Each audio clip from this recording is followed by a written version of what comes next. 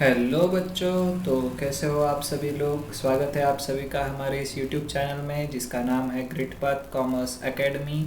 और I hope आप सब बहुत अच्छे होंगे, स्वस्थ होंगे और तंदुरुस्त भी होंगे। और आज के लिए, इस सेशन के लिए सबसे ज़्यादा रेडी भी होंगे। ठीक है बच्चों, तो अभी हम ये पार्ट नंबर 2 जो है हमारा बिल्स ऑफ एक्सचेंज का, ये हम स्टार्ट कर रहे हैं। हमने लास्ट पार्ट में जो है वो देखा था हमारा कौन सा वाला, तो स्टार्टिंग वाला हिस्सा डेफिनेशन, मीनिंग और फीचर्स वगैरह देखे थे हमने। Parties to the bill of exchange देखा था, प्रॉमिसरी नोट का डेफिनेशन देखा था। और अभी उसके बाद हम नेक्स्ट अभी इस वाले सेशन के अंदर क्या क्या कवर करने वाले, तो सबसे पहले हम ये वाला पार्ट कवर करेंगे, contents of format of bills of exchange, और उसके बाद specimen of bill of exchange, और ये टाइप्स ऑफ एक्सेप्टेंस जो है, ये टाइप्स ऑफ एक्सेप्टेंस हम कवर करेंगे। और ये हर एक्सेप्टेंस के हिसाब से ये बिल ऑफ एक्सचेंज कैसे बदलता है उसका हर एक इलस्ट्रेशन दिया गया है, तो वो इलस्ट्रेशन भी हमको देखना है। ठीक है, तो अभी हम स्टार्ट करेंगे हमारे इस सेशन को। तो सबसे पहले हमें क्या देखना है, contents of format of bills of exchange. ठीक है, तो सबसे पहले क्या आएगा, कोई भी लीगल डॉक्यूमेंट के अंदर डेट आएगी। तो डेट ये हमारा एक कंटेंट हो गया। इसके बाद उसका टर्म, टर्म मतलब वो कितने पीरियड के लिए है बनाया गया है, वो वाला टर्म आएगा इसके अंदर। इसके बाद अमाउंट आएगा कि कितने अमाउंट्स का एग्रीमेंट हुआ है, कितने अमाउंट मुझे पे करना है, वो वाला अमाउंट आ जाएगा इसके अंदर। इसके बाद प्रॉपर स्टैम्प रहेगा ये वाला डॉक्यूमेंट। फिर उसके पार्टीज जो जो होंगी, वो बिल ऑफ एक्सचेंज में हमने पार्टीज देखे थे ना ऊपर, ड्रॉवर, ड्रॉवी, पेई, वो वाली पार्टीज भी अपने को मेंशन करनी है। इसके बाद फॉर वैल्यू रिसीव्ड, मतलब हमको वो बिल ऑफ एक्सचेंज से क्या मिल रहा है वो भी उसके अंदर हमको लिखना है। और लास्ट में उसका एक्सेप्टेंस भी होना चाहिए। तो ये मैंने अभी आपको सिर्फ हेडिंग पढ़ के बताइए, अभी मैं आपको इसका पूरा एलाबोरेशन दूंगा कि क्या क्या होता है। ठीक है, तो सबसे पहले हम देखते हैं अभी इसके अंदर डेट। तो डेट के अंदर क्या आ जाएगा, the date on which bill has been drawn must be written on the top right hand corner below the address of the drawer। ये आपको याद रखना है, डेट कहाँ पर लिखी जाएगी, राइट वाले कॉर्नर के अंदर। जो भी हम एड्रेस लिखेंगे ना, वो ड्रॉवर का मतलब जिसने वो बिल बनाया उसका, उसके ठीक नीचे हम क्या करेंगे, वहाँ पर अपना डेट लिखेंगे, को जो भी अपना बिल का डेट होगा वो। Date of bill is essential for the calculation of maturity date. कभी भी क्या होता है ना, जब तक आप डेट मेंशन नहीं करोगे ना, तो वो बिल वैलिड ही नहीं होगा, क्योंकि उसका फिर मैच्योरिटी कब है, वो कब पैसे वापस देने, वो ही समझ नहीं आएगा अगर डेट नहीं होगा। तो इसलिए डेट लिखना is mandatory, it is essential. ठीक है, a bill without date has no meaning. मैंने जैसे बोला भाई, वो समझेगा ही नहीं ना फिर कब पे करना है अगर डेट नहीं होगा तो। इसलिए डेट लिखना हमारे लिए क्या हो जाता है, मस्ट हो जाता है, कंपलसरी हो जाता है। इसके बाद क्या आता है, यहाँ पर टर्म आता है। तो टर्म के अंदर अभी क्या आएगा, the term can be specified और must be specified in months और इन डेज। ये आपको याद रखना है, जो भी टर्म होगा बिल का, जितने भी दिनों के लिए वो बिल ऑफ एक्सचेंज क्रिएट हो रहा है, या फिर जितने भी महीनों के लिए वो क्रिएट हो रहा है, वो आपको उस बिल ऑफ एक्सचेंज के अंदर लिखना है। ओके, इसके बाद क्या आता है हमारा नेक्स्ट, अमाउंट। अमाउंट के अंदर क्या है, amount of bill in figures should be specified below the stamp and the amount in words must be specified in the body of the bill. ये भी सिंपल सी चीज है, क्या बोला गया है, जो भी अमाउंट ऑफ बिल होगा वो इन फिगर्स, मतलब 1 2 3 4 जो होता है ना अपन लिखते हैं, वो वाला कहाँ पर जाएगा, जहाँ पर स्टैम्प होता है बिल का, वो स्टैम्प के एग्जैक्ट नीचे अपने को वो फिगर्स में लिखना है, नंबर जो भी होगा नंबर लिखना है। और जो अमाउंट इन वर्ड्स रहेगा, मतलब हम लेटर्स के अंदर जो लिखेंगे वो कहाँ पर लिखेंगे, वो लिखेंगे हम बॉडी ऑफ द बिल में, जहाँ पर पूरा डिस्क्रिप्शन लिखा होगा ना कि किस चीज़ का कितना कितना दिन के बाद पेमेंट करना है, तो वो वाला बॉडी के अंदर हमारा अमाउंट इन वर्ड्स आ जाएगा। ओके बच्चों, इसके बाद जो भी स्टैम्प हम लगाएंगे बिल के अंदर वो प्रॉपर वैल्यू का होना चाहिए according to the Indian stamp act, तो ये आपको ध्यान रखना है। इसके बाद पार्टीज के नाम, एड्रेस और सारा डिटेल्स जो भी होगा वो मेंशन होना चाहिए हमारे बिल ऑफ एक्सचेंज के अंदर। The name of drawer, drawee and payee and their addresses must be mention in the bill of exchange. Okay, अब फॉर वैल्यू रिसीव्ड क्या मतलब हो जाएगा इसका? Law does not consider agreements that are made without consideration. अगर कोई भी agreement बना जिसमें कंसिडरेशन ही नहीं है, कुछ लेना देना ही नहीं है एक दूसरे के बदले में, तो फिर वो एग्रीमेंट कैसा? वो तो एक तरफा हो गया ना फिर। तो इसलिए हमको कोई भी एग्रीमेंट बनाते समय गिव एंड टेक वाला रिलेशनशिप होना चाहिए। एक के बदले में दूसरा हमको कुछ ना कुछ मिलना चाहिए। समझो हमने कुछ बेचा है तो हमको उसके बदले में पैसे मिलने चाहिए, राइट? तो यहाँ पर हमेशा आपको बिल के अंदर क्या आना चाहिए? मॉनेटरी टर्म्स आना चाहिए। तो consideration means in lieu of और and in context of bills of exchange it means that bill is issued in exchange of some benefit received. Bill तभी इशू हो पाएगा जब उसके बदले में हमको कुछ बेनिफिट मिल रहा है या कुछ गुड्स मिल रहे हैं, राइट? तो उसके सिवा आप कोई भी बिल इशू नहीं कर सकते। तो आपको वो भी आपके जो भी बिल ऑफ एक्सचेंज होगा उसके अंदर आपको मेंशन करना है कि आपको क्या मिला है, तो वो भी आपको एक फॉर वैल्यू रिसीव्ड के अंदर हमको लिखना पड़ता है। और लास्ट में आ जाएगा ये पूरा बिल हमारा ड्राफ्ट होने के बाद एक्सेप्टेंस आ जाएगा वो बिल का। तो एक्सेप्टेंस अभी कौन करेगा? द एक्सेप्टेंस कौन करेगा? इसको ड्रॉ ही करेगा कभी भी, क्योंकि जो ड्रॉ करता है ड्रॉवर जो वो होता है क्रेडिटर, उसको पैसा लेना होता है सामने वाली पार्टी की तरफ से, तो इसको हमेशा ड्रॉ ही एक्सेप्ट करेगा, ठीक है? क्योंकि उसको पैसा देना है, वो प्रॉमिस कर रहा है कि हाँ मैं दे दूंगा। तो bill of exchange drawn by the drawer is termed as draft. ये वाला वर्ड याद रखना, ये फिल इन द ब्लैंक वगैरह में आ सकता है कि the bill of exchange drawn by the drawer is termed as draft. It must be presented to the drawee for acceptance, ठीक है? When drawee signs with his name along with the date across the face of the bill with the words accepted, the bill is said to be accepted and this act of drawee is called as acceptance of bill। तो जब drawee के सामने वो bill present हो जाएगा ना acceptance के लिए, उसके बाद ड्रॉवी क्या करेगा? उसके ऊपर साइन करेगा, अपना नाम लिखेगा, उसके साथ वो डेट लिखेगा एक्सेप्टेंस की जिस दिन उसने साइन की है वो, और उसके साथ साथ लिखेगा एक्सेप्टेड। एक्सेप्टेड ये जब तक नहीं लिखेगा ना तब तक वो बिल एक्सेप्ट नहीं माना जाएगा। और ये जो प्रोसेस है ना, ये प्रोसेस को क्या कहा जाता है? इसके अंदर एक्सेप्टेंस ऑफ बिल कहा जाता है।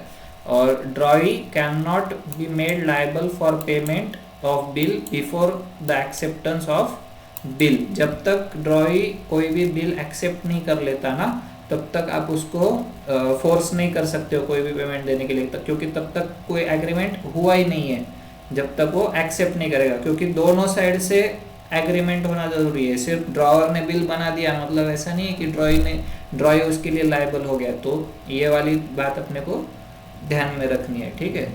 Only on acceptance the draft becomes the bill of exchange. जब तक एक्सेप्टेंस नहीं होगा तब तक वो ड्राफ्ट बिल ऑफ एक्सचेंज नहीं कहलाएगा, ठीक है? तो एक बार अगर एक्सेप्टेंस वर्ड लिख दिया, साइन हो गई, डेट मेंशन कर दी और उसने एड्रेस वगैरह मेंशन कर दिया, फिर वो बिल ऑफ एक्सचेंज बन गया। तो ये हमारे थे contents of format of bill of exchange. अभी इसका नीचे एक फॉर्मेट स्पेसिमेन दिया गया है, वो स्पेसिमेन हम देखते हैं अभी क्या है। तो समझो अभी ये जो बॉर्डर के अंदर ये जितना भी फॉर्मेट दिया गया है ना, ये समझो एक पेपर है, ठीक है? ये एक पेपर है। अब पेपर के ऊपर सबसे पहले क्या आएगा? एक हेडिंग आएगा। वो हेडिंग के अंदर क्या लिखेंगे हम? बिल ऑफ एक्सचेंज लिखेंगे, ठीक है। वो हेडिंग के अंदर बिल ऑफ एक्सचेंज हो गया। फिर राइट हैंड टॉप कॉर्नर जो भी होगा वो पेज का, तो उसके अंदर हम क्या लिखेंगे, ड्रॉवर का नाम लिखेंगे, ड्रॉवर का एड्रेस लिखेंगे और उसके नीचे फिर लिखेंगे हम डेट ऑफ बिल ड्रॉन, ठीक है। तो ये हो गया हमारा राइट हैंड कॉर्नर। और ठीक उसके बाजू में जो लेफ्ट हैंड वाला टॉप कॉर्नर होगा ना, वहां पर हम लगाएंगे स्टैम्प। जो भी हमारा स्टैम्प होगा ना, वो स्टैम्प हम उसके ऊपर एफिक्स कर देंगे, वो वाले पेपर के ऊपर। और ठीक उस स्टैम्प के नीचे हमारा क्या आ जाएगा, अमाउंट इन फिगर्स आ जाएगा। जो रुपी चेक में कैसा होता है, देखो एक अमाउंट इन वर्ड लिखने के लिए लाइन होती है और एक अमाउंट इन फिगर लिखने के लिए एक बॉक्स होता है। तो वैसा बॉक्स हमारा ये कहाँ पर आएगा, बिल ऑफ एक्सचेंज के अंदर स्टैम्प के एकदम नीचे वाले साइड में आएगा। ओके, आप यहाँ पर देख सकते हो, देखो ये स्टैम्प लग गया, इसके नीचे यहाँ पर अमाउंट इन फिगर्स आ गया। अब अमाउंट इन फिगर्स आने के बाद नेक्स्ट अभी मेन क्या है हमारा, बॉडी। तो body of bill of exchange आएगा। तो body of bill of exchange में यहाँ पर इन्होंने चेक के फॉर्म में दिया है, फिल इन द ब्लैंक वाला। तो अभी मैं आपको समझाता हूँ कि ये कैसे बनेगा। तो देखो सबसे पहले हमको क्या लिखना है, पीरियड ऑफ बिल लिखना है हमारा जो भी होगा। समझो 3 मंथ्स होगा या फिर 20 डेज होगा या फिर 2 मंथ्स होगा, जो भी डेज या मंथ्स जितना भी होगा आपको उतना लिखना है। समझो हमारे यहाँ 3 मंथ्स है, ओके। तो हमारा अभी यहाँ पर क्या आ जाएगा, 3 मंथ्स, ठीक है, आफ्टर डेट, ओके। फिर कॉमा, पे मिस्टर और मिस, जो भी नाम आएगा वो पर्सन जो भी पे होगा, मतलब जिसको भी हमको पैसा पे करना है उसका नाम आ जाएगा यहाँ पर और उसका एड्रेस भी आ जाएगा, ठीक है। और हिज और हर ऑर्डर, या तो फिर इन्होंने जो भी ऑर्डर किया होगा कि भाई इस डेट को इनको पैसे दे दो, तो वो order. The sum of rupees, फिर यहाँ पर रुपीज हमारे क्या आ जाएंगे, अमाउंट इन वर्ड्स आ जाएगा, हम चेक में जैसा लिखते हैं ना वैसा। Only for the value received, ये वाला लास्ट सेंटेंस भी लिखना जरूरी है, only for the value received. और यहाँ पर जो आएगा ना, जो ड्रॉवर होगा जो भी वो बिल का, वो ड्रॉवर का सिग्नेचर और उसका नाम फिर से एक बार हम लिखेंगे। वो बॉडी के बाद राइट हैंड साइड में, वो बॉडी के नीचे। इसके बाद क्या आएगा हमारा नेक्स्ट, ड्रॉई का नेम लिखना पड़ेगा हमको और ड्रॉई का एड्रेस लिखना पड़ेगा। तो ड्रॉई का नेम और ड्रॉई का एड्रेस कहाँ पर आएगा, लेफ्ट हैंड साइड में सबसे नीचे जो भी होगा वहाँ पर लास्ट वाला कॉर्नर जो होगा नीचे का लेफ्ट हैंड साइड का, वहाँ पर आ जाएगा हमारे ड्रॉई का नेम और ड्रॉई का एड्रेस, ठीक है। और फिर ये बन गया अभी हमारा ड्राफ्ट। अब ये ड्राफ्ट बनने के बाद कहाँ पर जाएगा, ड्रॉई के पास जाएगा। तो ड्रॉई इसको क्या करेगा, फिर एक्सेप्टेड करेगा। तो ड्रॉई एक्सेप्टेंस अपना कहाँ पर देगा, तो जो भी बॉटम मिडल वाला है, मिडल में जो भी बॉटम है वो पेज का, वहाँ पर क्या हो जाएगा, ड्रॉई क्या लिखेगा, एक्सेप्टेड लिख देगा। उसके बाद उसकी सिग्नेचर करेगा, उसका नाम लिखेगा, वो डेट ऑफ बिल एक्सेप्टेड लिखेगा और वहाँ पर उस बिल को पूरा एक्सेप्ट कर देगा, बराबर। तो ये एक फॉर्मेट होता है, जनरल स्पेसिमेन है बिल ऑफ एक्सचेंज का। ऐसे ही स्पेसिमेन आपको एग्जाम में पूछा जा सकता है 5 मार्क के लिए।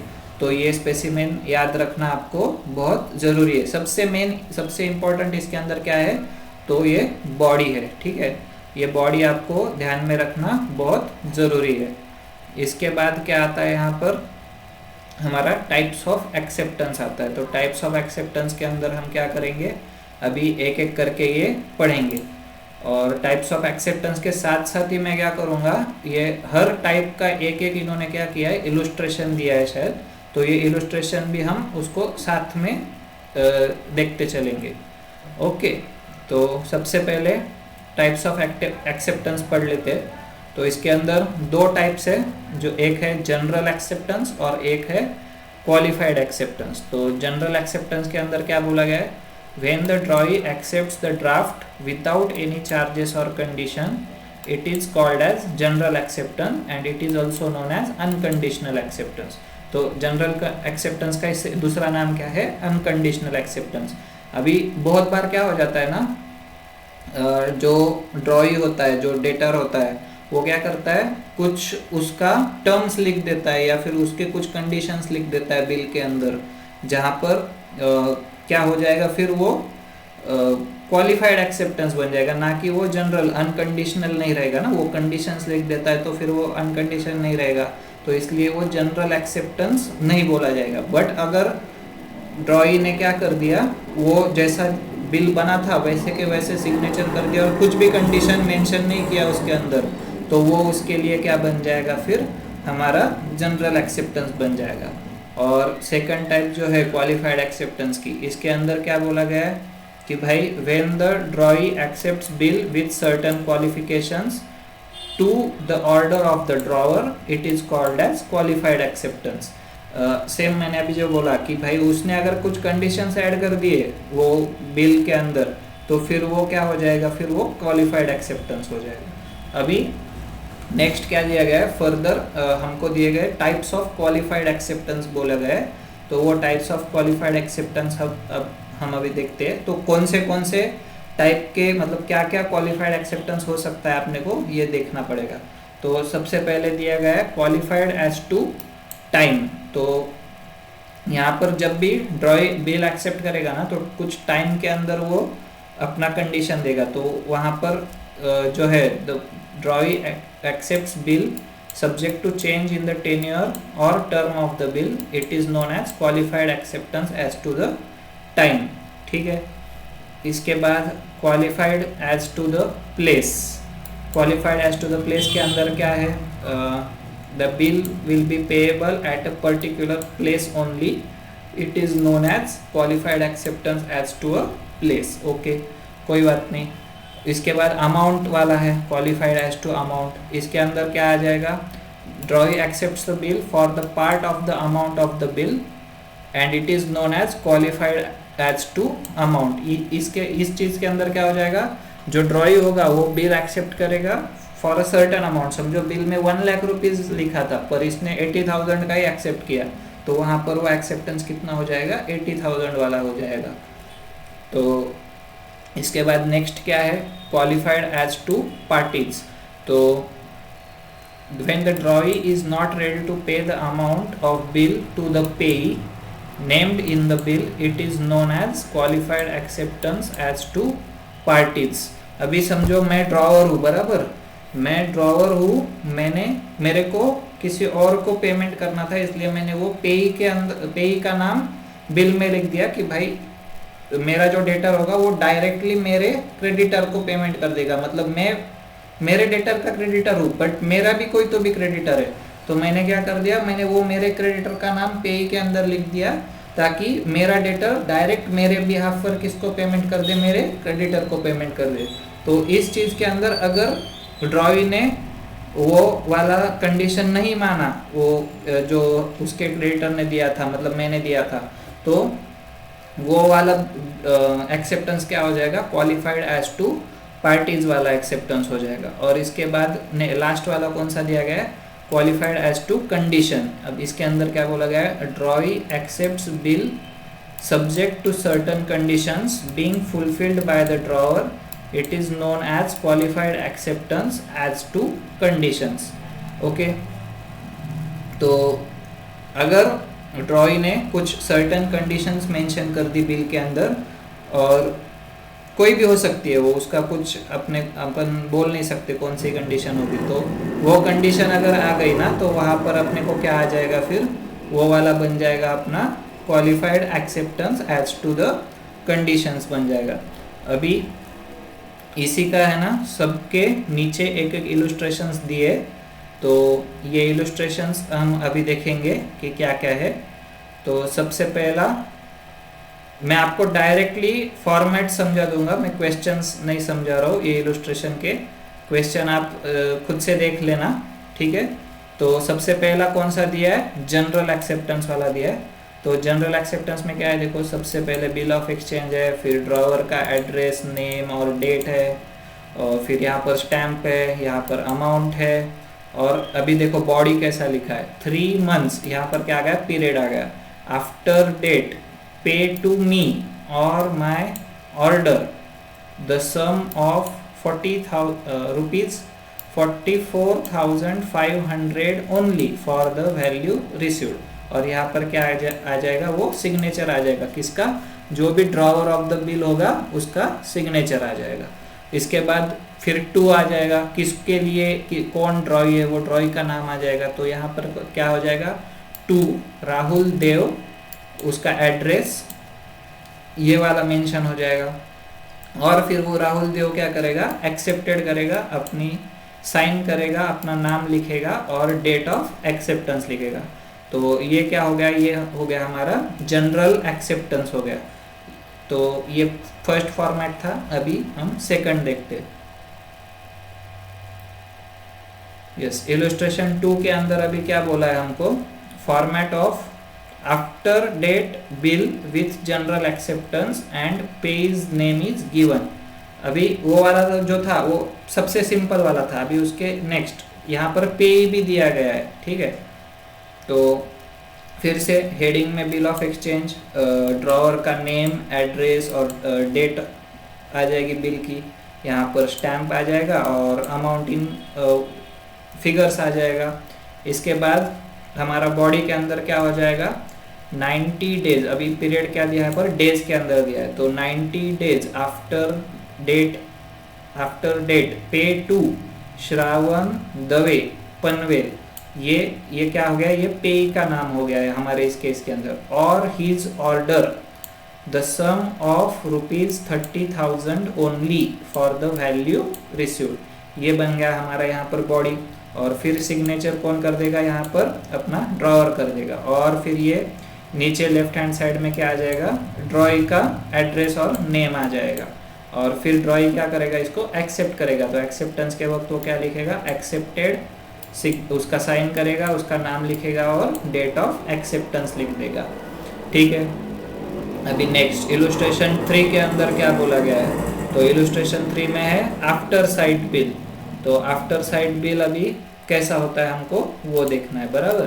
तो आफ्टर साइट बिल मैं क्वेश्चन नहीं पढ़ रहा हूँ, मैं आपको डायरेक्ट समझा रहा हूँ, ठीक है। तो सबसे पहले बिल ऑफ एक्सचेंज, यहाँ पर ड्रॉवर का नाम, एड्रेस और डेट, इधर स्टैम्प और अमाउंट इन फिगर्स। फिर अभी यहाँ पर क्या आ जाएगा, बॉडी के अंदर देखो, तो 2 months after sight pay to Shyamala Kate Nashik और हर order a sum of ₹57,450 only for the value received, ठीक है। और यहाँ पर सिग्नेचर आ जाएगा ड्रॉवर का। अभी ये भी क्या है, यहाँ पर पे का नेम अलग है देखो। और इसके बाद नीचे क्या आ जाएगा हमारा, ड्रॉई का नेम और उसका एड्रेस आ जाएगा। और फिर ड्रॉई क्या करेगा, इसको एक्सेप्ट करेगा, साइन करेगा, उसका नाम लिखेगा और डेट ऑफ एक्सेप्टेंस लिखेगा। तो ये हो गया बिल एट साइट वाला, जो भी आफ्टर साइट बिल होता है ना, वो वाला बिल का फॉर्मेट हो गया ये। तो इसके बाद नेक्स्ट यहाँ पर दिया गया अभी qualified acceptance as to amount वाला है अभी ये वाला, ठीक है। तो यहाँ पर वो सेम हमारा बिल ऑफ एक्सचेंज, ड्रॉवर का name, address, date, stamp, amount, और यहाँ पर भी ये वाला भी सेम आ जाएगा। कौन सा, अपना जो भी बॉडी होगा ना, वो ड्रॉवर ने लिखा है वही सेम आ जाएगा और उसका साइन आ जाएगा। इसके बाद क्या होगा, वो जो भी ड्रॉई होगा उसका नेम और एड्रेस लिखा होगा। अब यहाँ पर क्या होगा, जो ड्रॉई होगा ना वो कुछ कंडीशन मेंशन कर रहा है। तो वो कंडीशन क्या मेंशन कर रहा है, अमाउंट वाली कंडीशन मेंशन कर रहा है। तो एक्चुअल में ये बिल कितना बना था, 18,750 का बना था, पर उसमें से जो ड्रॉई है उसने कितने किए, सिर्फ एक्सेप्ट 15,000। तो वो वहाँ पर क्या कर देगा, अभी एक्सेप्टेड फॉर 15,000 ओनली, ये डबल लाइन के अंदर वो लिख देगा। ये डबल लाइन निकालना या फिर लिखना बहुत कंपलसरी है। आप जब भी आंसर लिखोगे ना तो ये याद रखना, अगर कंडीशनल होगा ना तो उसके अंदर डबल लाइन आना जरूरी है, और अगर अनकंडीशनल होगा तो जो एक्सेप्टेड होगा ना वो डबल इन्वर्टेड कॉमा के अंदर लिखना है आपको। ओके बच्चों, तो वो एक्सेप्टेड फॉर 15,000 लिखेगा, अपनी साइन करेगा, अपना नाम लिखेगा और डेट ऑफ एक्सेप्टेंस लिखेगा। तो ये वाला क्या हो गया हमारा यहाँ पर qualified acceptance as to amount हो गया।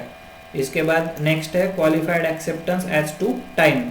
इसमें भी पूरा बिल सेम है, एड्रेस, नेम, उसका डेट, स्टैम्प, अमाउंट, बॉडी, उसके बाद ये सिग्नेचर वगैरह जो भी होगा और ड्रॉइंग का नेम वगैरह जो भी है वो पूरा आ गया।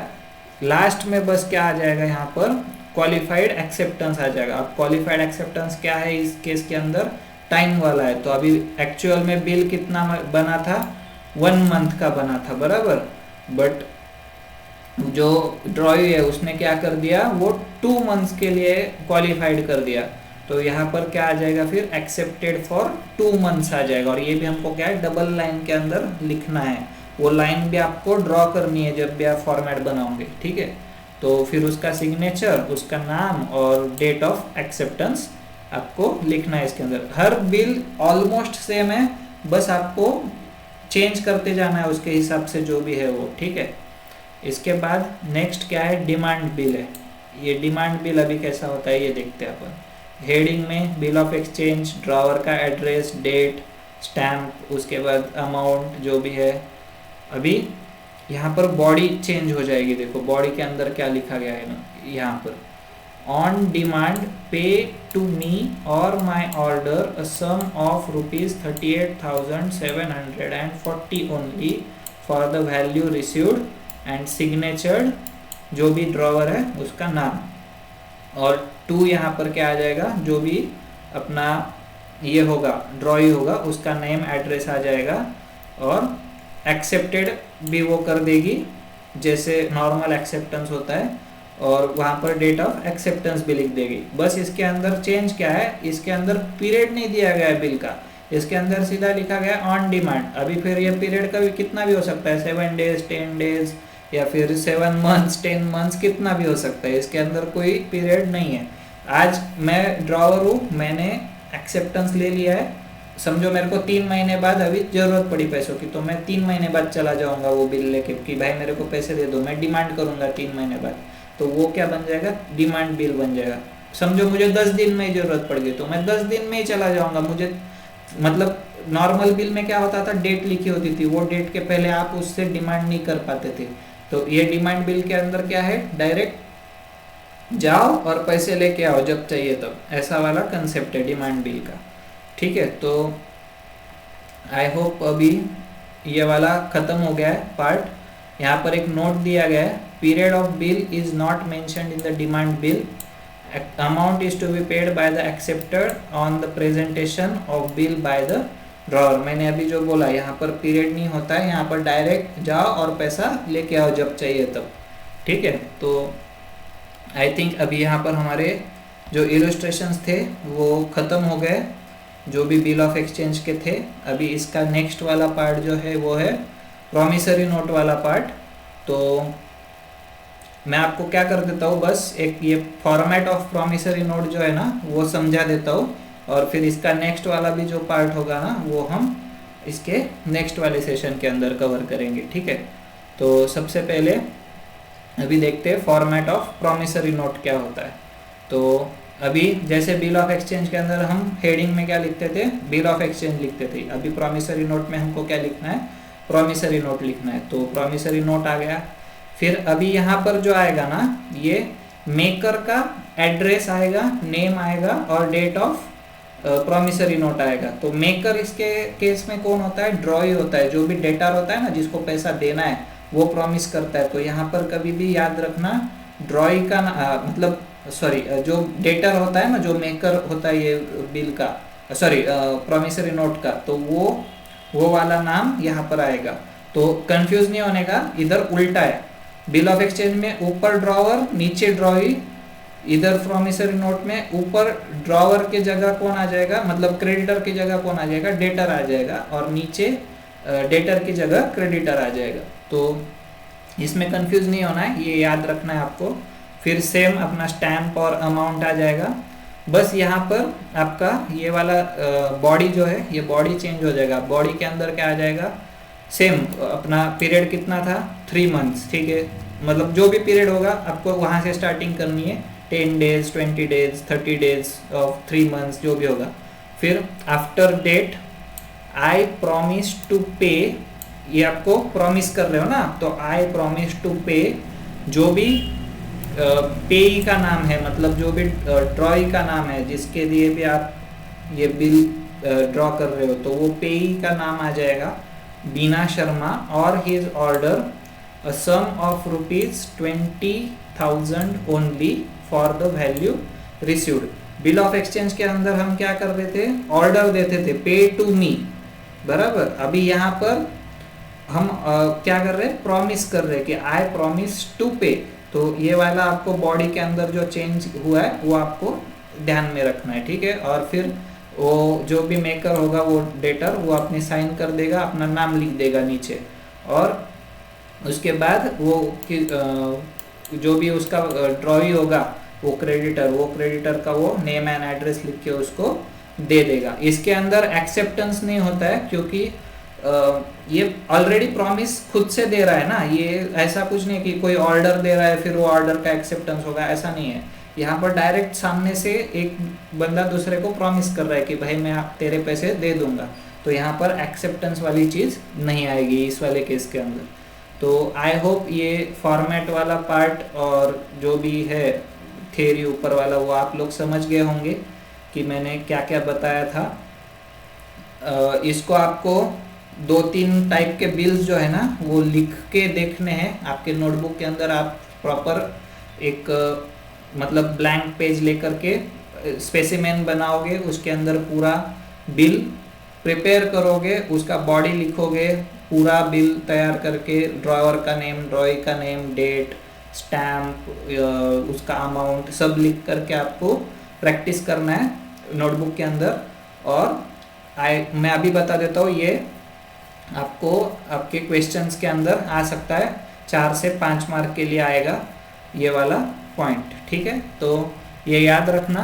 आई होप आप सभी को ये वाला अभी सेशन भी बहुत अच्छा लगा होगा, समझ गया होगा सब कुछ, ऐसे मैं अज्यूम कर रहा हूँ। और आज का इस सेशन को मैं अभी यहाँ पर एंड कर रहा हूँ। तो अगर आपको ये पसंद आया होगा, समझ आया होगा, तो इसको लाइक कीजिए, सब्सक्राइब कीजिए, कमेंट्स में डाउट पूछ सकते हो आप, और जो भी होगा आपके दोस्तों के साथ इस लेक्चर को शेयर भी कर सकते हो। तो thank you so much, tata, bye bye.